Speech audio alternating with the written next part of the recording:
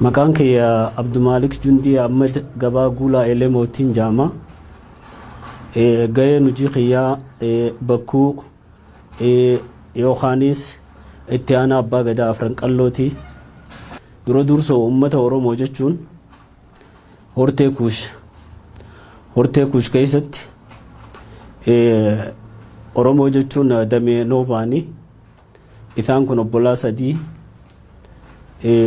Noobaan kuushii fi Masir kuushii fi Ajaa kuush jaamu.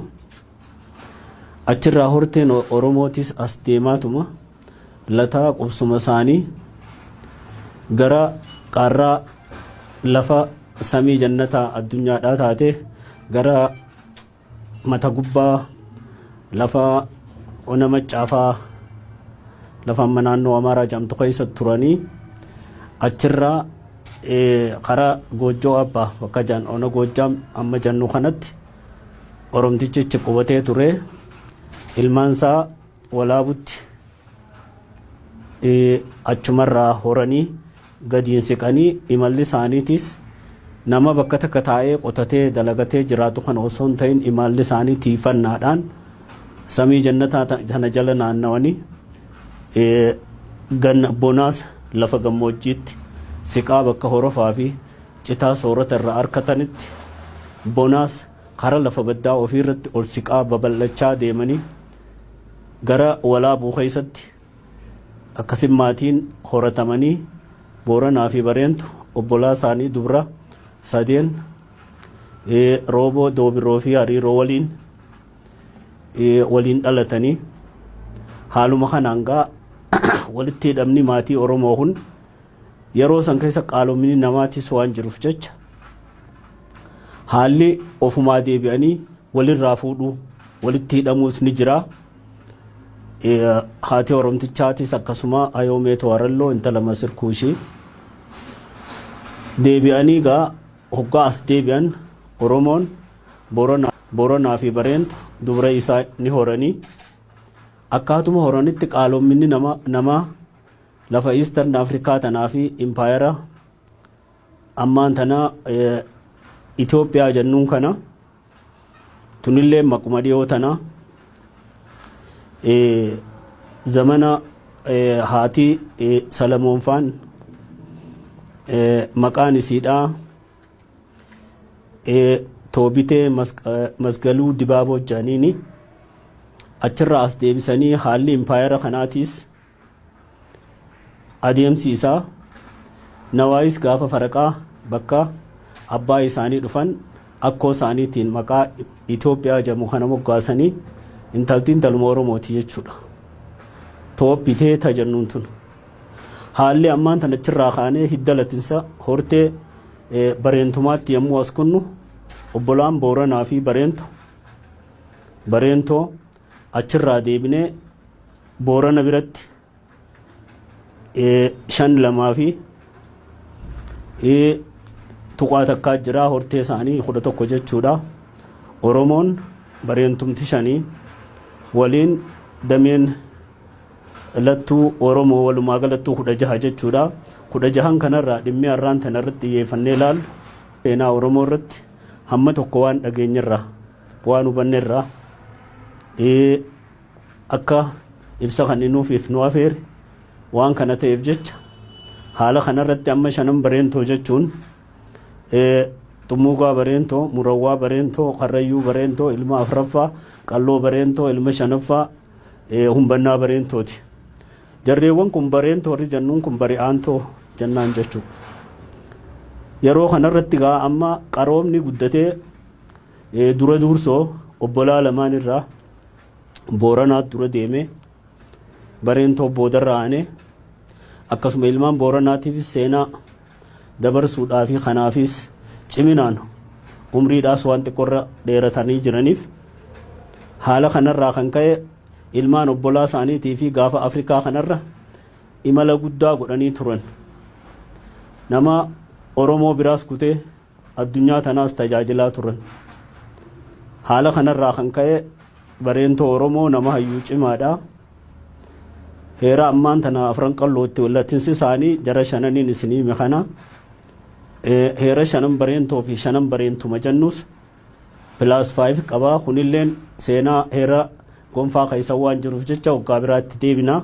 Kanarraa kan ka'e achi deebinee amma warreewwan shanan bareentoo qubsumti isaanii gara bahaarratti gaafa ammaan tana shanan bareentoo dura dursoo miraaza baasan bakka Booranaa fi bareentoo argamanitti lafa oburraa miila jala kanaa fi deebisii gaara mul'ataa irraa isas deebisii futtaa laga sadeenii raammis gobeentii fi gaaleetii bakka isaan itti walitti dhufan kanarra galmirayyuu ture. Galmirayyuu ka shanan bareentootis irratti argamanii Booranaa fi bareentoos irratti argamanii ilmaan ofiitii miraaza baasan. Kuni achi galmi karayyuu ture. Haala kanarraa gaamma wanni dalagame hundinuu galma sanirraa dalagamti jechuudha. Jarri shanan haaluma kanaan babal'achaa turan. Bakka takkaas hin ta'an. Asiin bahar kanatti ilaa baharittis isaanumaatu tiifataani deemanii as deebi'anii ifirraas ol deebi'anii ona waan daangaa isaanii kana jirutti gara kara bahara Hindiittis kara bahara Diimaattis siqanii babal'achaa horii tiifachaa deemu. Ummata lafa tana irratti abbummaadhaan ture jechuudha. Wanni ammaan tana nuti haasofnu kun waan gara bara 1800 oliiti. Haala kanarraa kan ka'e yeroo sanitti namni umrii dhedheerata. Umrii dhedheeratanii fakkeenyaaf bareentoo waggaa 300 fi wayi turanii ammoo rabbiin qalloo irra umrii dheereyse qalloo gara umriin isaanii bara 499. Haaluma kanatti jarri shananuu sadarkaan umrii isaanii kaan 300 fi 60 akkanumatti adda addaan sadarkaa qaban. Akka ammaan tanaa kanan namni yaabisaas hin nyaatu jiruun isaanii qaraa wajji walitti dhaabbatanii adii nyaatanii adii dhuganii jarri umrii dhedheeratu jechuun lafaas hin qotan. Nama garaa agabuutiin lafa qotuutu miidhaan irra geessee umrii gabaabbata. Heera ammaas nafaqaa guyyaa kuma takkaa kaja'u kanallee waan duraa irratuuf jecha soorata keessan namni qaqancaraa ta'ee miidhamuu fi hirrina gara dhiibbaa sammuu fi qaamaallee qabaata. Jarri qananiidha jiraataa turan jechuudha. Waan lafti bal'oon tun tasaanii taatee fi akkasuma maatiin bareentoo dubra lamaa jira. Faayoo bareentoo fi leelloo bareentoo jira.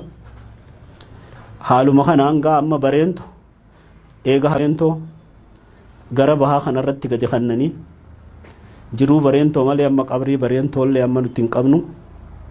Lafa naannoo shanii tana jaamtu tana keessa jirtii gaara mootii jaamtii gara dhakaa booraatti dhakaa boorii siyyattanii isinii akkuma garan tala isaanii imalaa dhaqanitti achitti isaan qabamanii akhiraman waan ta'eef ilmaan isaa achumatti dhaqanii laalanii waanii fi meeyitaa namarraa fudhachuun hin taaneef isiinis intala isaa waan taateef achumatti turanii haala kanarraa kan ka'e gaa latinsi ilmaan bareentoo gara barii aananii babal'achuun kanaani.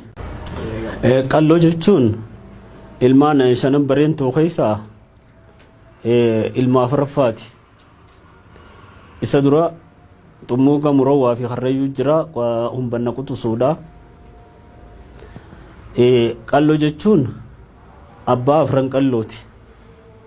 Nama hayyuudhaasi nama diinagdee fi waa hundaanuu siyaasaanis cimaatii nama Oromoo kana bira kutee lafa Oromiyaa kana bira kutee lafa Eeshiyaa kana keessattis nama doonii qaban waan ta'eef guddina teeknooloojii irra qooda fudhatanii dooniidhaan deddeebi'aa turanii gaafa amantaan lafa qabattee Eeshiyaa kana keessatti hiddi latinsasiidhaan jirre Eeshiyaan akka gadaadhaan bulaa turte daddachi qayroo iram kaja'amu lafa asii oolchaan amma isin sii ol jettanii magaalaa guddittii gara Baangilaadesh achirraa ka'anii achii olitti gadaadhaan akka uummanni kun bulaa ture.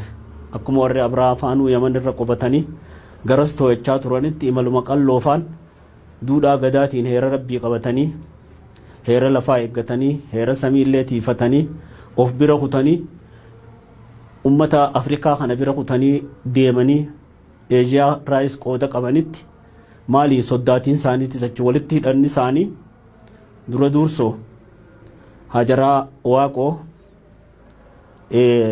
namni niitii lamadaatii fuudhan Nabi Ibrahim turanii isaanis haadha Nabi Ismaa'il faadha jechuudha. Walitti hidhaadha namni kun qaalumminaa jira. Akkuma ammaan tanaa kana gabbaanii dubarra jaalatan argatanii fuudhanii hiree ijaarrachuun ni jabaata namni qaaliidha.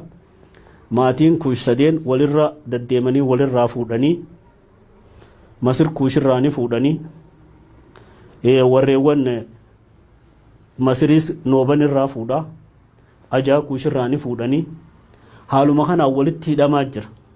Qalloos gaafa gadaa isaa akkasii waan dooniidhaan deddeebi'aniif jecha haadha maatii sadeen qallootii fi haadha alaa qalloo Kuuloo Waalee Asbahuu Yamanuutii fi akkasuma Hariiroo Waalee gamaa fidan turanii haaluma kanaan